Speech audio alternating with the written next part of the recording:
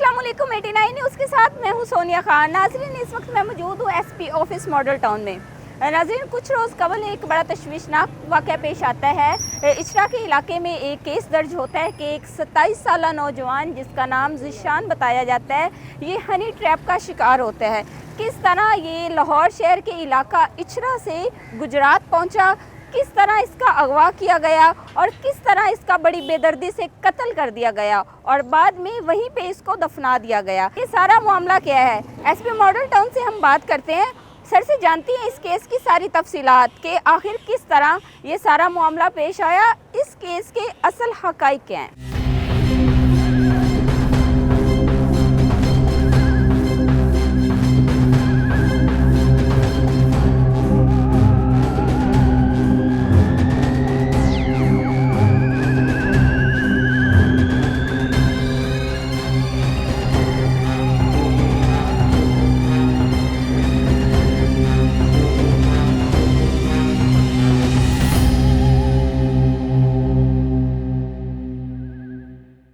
SP model town doctor Ayaz साहब हमारे साथ इस वक्त मौजूद हैं। सर से इस केस की सारी तफसीलात जानते हैं। अस्सलाम वालेकुम। वालेकुम अस्सलाम। सर कैसे हैं आप? अल्हम्दुलिल्लाह। सर वक्त देने का बहुत शुक्रिया। Thank you. सर बताइएगा, 27 साला ये नौजवान जो है, ये ज़ीशान, जिसकी एफआईआर, जिसका मुकदमा तो इचरा थाने में दर्ज हुआ, ये गुजरात तक कैसे पहुंचा और ये सारी कहानी असल में है क्या? जी बिल्कुल, ये एक ब्लाइंड हमारे लिए केस था। हमें यहाँ पे एफआईआर थाना इचरा में दर्ज होती है एक अगवा की, जिसमें 27 साला नौजवान ज़ीशान जो है वो लाहौर से अगवा हो जाता है थाना इचरा में।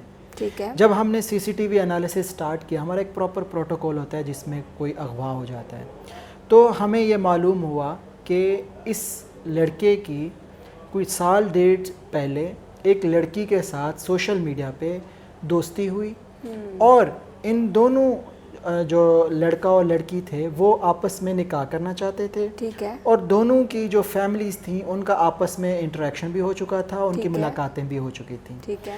लेकिन इस लड़की की फैमिली में जो लड़की का मामू है जिसका नाम इरफान है, उसको इस रिश्ते, उसको ये रिश्ता पसंद नहीं था, एतराज़ था। जी बिल्कुल, उसको एतराज़ था। तो उसने एक दिल ही दिल में प्लान बनाया कि मैं इस लड़के को बुलाता हूँ।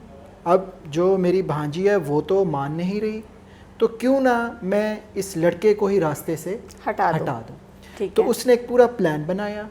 उसने लाहौर से इसको बुलाया, गुजरात बस टर्मिनल पे उसको अपनी गाड़ी में पिक करके गया और वहाँ पे जाके अपनी एक डेरा था वहाँ पे ले गया।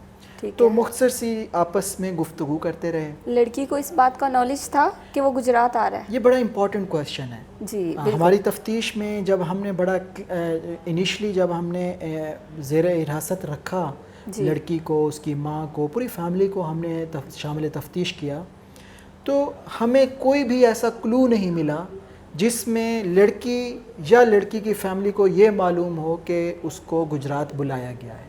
ठीक है। इस बात से वो इतना चालाक था उसका मामू इरफान, उसने स्पेसिफिकली मेंशन किया कि आपने ना तो गुजरात की फैमिली को बताना है ना लाहौर की फैमिली को बताना है। ठीक है। आप बस चुपचाप मेरे पास आ जाएं। उसने इतना एतमाद हासिल कर लिया था उसका, वो उसी एतमाद के बेस पे वो उसके पास चला जाता, बगैर किसी को इतला दिए। बगैर किसी को इतला। ठीक है। वहाँ पे ये अपने डेरे पे ले जाता है और इस लड़के को उसी रात ही शूट कर देता है। ओहो। अब ये जो मर्डरर है, ऑफेंडर है, ये इतना चालाक है, इसने उस लड़के की बिलोंगिंग्स ली, उसका मोबाइल फ़ोन है, उसके जूते हैं, उसको शॉपर में डाला, उस शॉपर में एक 9mm बुलेट भी उसमें डाल दी। और वो शॉपर गुजरात से वो वापस लाहौर आता है। ठीक है। और वो चौबुर्जी के पास जाके फेंक देता है। ठीक है। उसका प्लान ये था कि कोई राहगीर आएगा, वो मोबाइल फ़ोन में अपनी सिम डालेगा और पुलिस की जो तफ्तीश है वो उस राहगीर के पीछे चल पड़ेगी। ठीक है। हालांकि जो मेरी टीम है यहाँ पे इचरा की, बहुत अच्छी टीम है, बहुत एक्टिव। उन्होंने बड़ी मेहनत से इस पे काम किया है और सीसीटीवी ट्रैक करते हैं। हमारे पास और भी सबूत होते हैं। सीसीटीवी ट्रैक करते हुए हम उस लड़की का जो मामू था इरफान, वहाँ तक पहुँच गए। लेकिन इसने एक और चालाकी की, पुलिस के रेड्स, मल्टीपल रेड्स हो रहे थे, इसने बाहर का वीज़ा लगवाया और ये अज़रबैजान बाकू चला गया। ओके। ये क्योंकि इतना सेंसेशनल और हीनियस ऑफेंस था, एक नौजवान लड़के के साथ इतना तशद्दुद किया गया था और उसको मार दिया गया था, तो पुलिस ने दिन रात इस पे सर्विलेंस रखी, मॉनिटरिंग रखी, इवन वो बैरून मुल्क भी था। तो हमें ये इन्फॉर्मेशन मिली कि ये दुबई से सियालकोट एयरपोर्ट पे लैंड कर रहा है। हमने फिल फॉर FIA जो वहाँ पे एयरपोर्ट्स पे लॉ इन्फोर्समेंट एजेंसी है, हमारी सिस्टर एजेंसी है, उनके साथ हमने लाइजॉन किया और हमने इस दरिंदा सिफत शख्स को सियालकोट एयरपोर्ट से अरेस्ट कर लिया। ठीक है। सर, इस केस में लड़की जो है वो बिल्कुल इनोसेंट साबित हुई है? इस एस्पेक्ट को हमने बड़े अच्छे तरीके से तफ्तीश की है। लड़की के मोबाइल फ़ोन के फोरेंसिक्स किए गए हैं। हमें कोई ऐसा एविडेंस नहीं मिला जिसमें कोई लड़की की कोई इन्वॉल्वमेंट हो। मैं समझता हूँ इस सारे इंसिडेंट में लड़की तो एक विक्टिम है। ठीक है। क्योंकि लड़की और लड़का दोनों आपस में शादी करना चाहते हैं। ठीक है, लेकिन सर ज़राए की खबर ये भी है कि लड़का जो है ऑलरेडी शादीशुदा है। जी बिल्कुल, लड़के की 6 महीने पहले शादी हुई थी यहाँ लाहौर में, वो ऑलरेडी मैरिड है। ठीक है। सर, मुजरिम की क्या स्टेटमेंट सामने आई है, क्या उसने अपना मौक़िफ़ दिया है? जी बिल्कुल, उसको हमने इंटरोगेट किया अच्छी तरह। उसको, उसकी जो भांजी थी उसके सामने भी एक टेक्निक इस्तेमाल की जाती है जिसको कहते हैं बिल मुशाफा, फ़ेस टू फेस उनकी कन्वर्सेशन की जाती है, क्रॉस एग्जामिनेशन किया जाता है। ठीक है। जिससे जो सच होता है वो फ़िल्टर आउट होके सामने आ जाता है। ठीक है। तो उससे जो क्रॉस एग्जामिनेशन से जो हक़ायक़ आए हैं उसमें लड़की को कोई इल्म ही नहीं था कि इतना बड़ा ऑफेंस होने जा रहा है। उसके मामू की बड़ी अटैचमेंट थी अपनी भांजी के साथ, और मामू का ये ख्याल था कि क्योंकि लड़का ऑलरेडी शादीशुदा है और लड़के की फाइनेंशियल बैकिंग भी इतनी स्ट्रॉन्ग नहीं है फाइनेंशियली, इसलिए उसके दिल में ये बात आई कि मुझे इस रिश्ते पे एतराज़ है और ये रिश्ता नहीं होना चाहिए और इसको मैं हटा दूँ। सर, एक सवाल इसमें बड़ा अहम है कि लड़के को वहाँ पे दफन कर दिया गया था, तो क्या लवाहिकीन को इस बात का इल्म नहीं था कि उनका बेटा कत्ल हो चुका है? जी बिल्कुल, देखें उनके लवाहिकीन यहाँ इचरा में रहते हैं जी। उसकी लाश अब गुजरात में पड़ी थी। ठीक है। तो गुजरात पुलिस के लिए तो वो एक अननोन लाश थी। बिल्कुल। उन्होंने वहाँ पे गुजरात सिटी पुलिस स्टेशन पे एक अननोन डेड बॉडी की FIR भी दर्ज की है। ठीक है।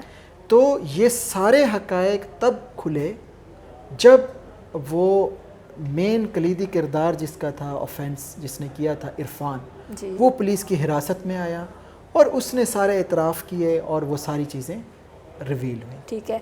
सर, इरफान के साथ कोई और मुलव्विस था? हमारी तफ्तीश में इस वक्त जो मेन किरदार मरकज़ी मुलज़िम है वो इरफान है। अभी तक किसी और इंसान की, किसी और शख्स की इसमें इन्वॉल्वमेंट सामने नहीं है। ठीक है। सर, बड़ा अच्छा ताउन किया आपने उस फैमिली के साथ, बड़ा अच्छे तरीके से इस केस को इन्वेस्टिगेट किया जिसके रिजल्ट्स हमारे सामने हैं।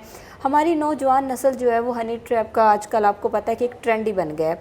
तो जहाँ सोशल मीडिया के मुस्बत असरात हैं वहाँ पे मनफी भी हैं, तो नौजवान नस्ल को कोई पैगाम देना चाहेंगे? जी बिल्कुल, आपके मीडिया के तवस्सुत से मैं अपनी नौजवान नस्ल को ये पैगाम दूँगा कि हमारा एक फैमिली सिस्टम है जी, हमारा एक सपोर्ट सिस्टम है जिसमें हमारे पेरेंट्स हैं, हमारे बहन भाई हैं, हमारे दोस्त अहबाब हैं।